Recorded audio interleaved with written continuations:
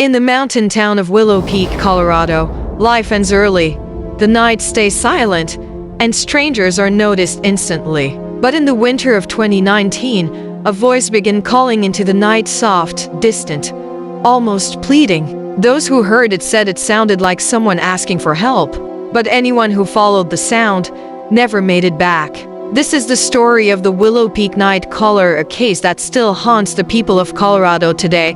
Willow Peak was the kind of town where everybody knew everybody. A population of barely 900, tucked deep between snow-heavy mountains and long pine forests. Winters lasted months, and fog settled over the town like a permanent blanket. People stayed indoors after dark, not because they were afraid, but because the cold was unforgiving. That changed on January 4th, 2019. At 10:47 p.m., 17-year-old Evan Carter called 911 from the edge of Pinecrest Woods. Dispatcher: 911. What's your emergency?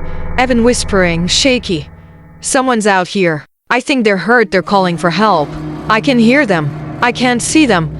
But it sounds like a girl. The dispatcher urged him to stay on the line and wait for help. But the call suddenly cut off. Police arrived 12 minutes later. They found Evan's car. They found his footprints. They did not find Evan. Just a single phrase carved into a nearby tree followed her voice. The town rallied instantly. Search teams combed the forest for days. Drones, dogs, volunteers, but the snow was falling too heavily. No tracks lasted more than a few hours. On day 3, a searcher reported hearing a faint voice echoing through the trees, the same voice Evan had described. A woman's voice, weak, cold, calling for help. When the searchers approached, the voice moved, drifting deeper into the forest, staying just far enough away to remain out of sight. It didn't sound like an echo. It sounded like a person, intentionally staying ahead of them. A veteran search and rescue worker said, "No human could move that fast through snow, and no injured person could yell that clearly for that long." Still, no one believed it was anything more than a tragic lost teen, until the second disappearance. 2 weeks after Evan vanished, a local mailman named Harold Dean was driving back from a late shift. Snow had forced him to take the longer route through Pinecrest Road, a narrow path that bordered the same forest. At 11:23 p.m., Harold's dashcam captured something unusual. A woman in a nightgown walking barefoot along the edge of the forest, her head lowered, her hair covering her face. Harold pulled over instantly, thinking she was injured. But the dashcam showed something chilling. Every time he called out to her, she walked faster. But her feet didn't leave footprints in the snow. Harold didn't notice this at the time. He stepped out of the car. The camera caught him walking toward her, then the woman's voice changed. It became deeper, echoing. "Wrong." She whispered, "Come find me." And then both Harold and the woman stepped into the forest, disappearing into darkness. Harold Dean was never seen again. With 2 people missing, Willow Peak residents locked their doors at sundown. Several people began reporting strange nighttime events. A woman knocking on windows asking to come inside. A voice calling from the woods behind houses. Footsteps on porches that left no prints in the snow. Door cameras capturing a blurry female shape staring directly into the lens. Children waking up saying someone whispered their name outside. Police compiled these accounts, looking for common threads. Every witness reported the same thing. The voice sounded like someone they personally knew. A mother heard her missing daughter. A man heard his sister. A child heard his father's voice, even though his father was alive and asleep inside the house. Whatever the night caller was, it mimicked. But it wanted them to follow. As the town's fear grew, an investigator named Detective Marissa Hale was sent from Denver to take over the case. She had a reputation for solving the unsolvable. Her first step: determine if the voice belonged to a real missing person.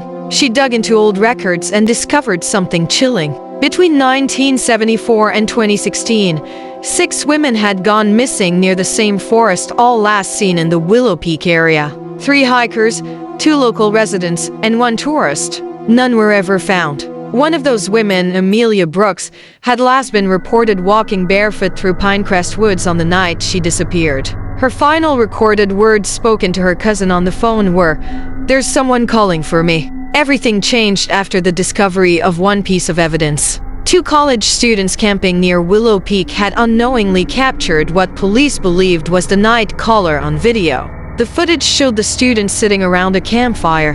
One was filming the other, laughing, telling stories. In the background, a faint voice called out, "Help, please! Help me!" One student immediately stood up. What was that? The camera turned. Far beyond the tree line, a figure stood still, too still. Not shivering, not moving, just staring. The voice came again, this time louder. "Please help." The figure's mouth didn't move. The voice wasn't coming from it, it was echoing around the trees. When the students approached, the figure drifted backward, floating slightly above the snow. The final frame showed the figure rushing toward the camera, suddenly too fast, too unnatural. The students dropped the camera and fled. They survived, but their footage went viral across Colorado. People began calling it the Willow Peak Phantom or the Night Caller. Detective Hale decided to try something risky, use herself as bait. She went into the forest at night, with hidden officers stationed around the perimeter. The plan was simple. Let the night caller approach, capture it on thermal imaging, follow from a distance, identify if it was human at 12:14 a.m. It began. A voice echoed through the woods. A woman's voice. Marissa, I need help." The detective froze. It was her mother's voice. Her mother had died when she was 12. The sound repeated exactly the same tone, the same trembling quality she remembered. "Marissa, come here." Officers watching from thermal cameras shocked her with their report. "There's nothing there. We hear it too, but there's no thermal signature. Nothing visible." But the sound continued, getting closer. Louder. "Marissa," the detective later said, "it wasn't just mimicking her voice. It felt like it was pulling memories out of me, using them against me." She refused to follow. The entity grew louder, angry, frustrated, and then silence. The presence disappeared. But something else happened that terrified investigators. On every recording device, every microphone, every camera, the voice never appeared. Only witnesses heard it. 3 months later, early spring melted the snow. And that's when a hiker discovered something deep in a ravine, far from any trail.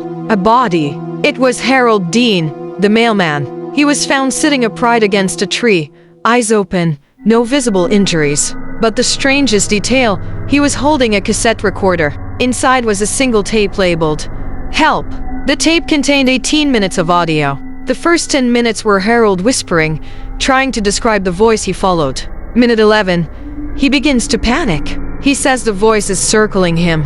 He says it sounds like his wife. Minute 14, he starts crying, says something is behind him. Minute 17, his voice stops. Minute 18, a woman's whisper fills the audio.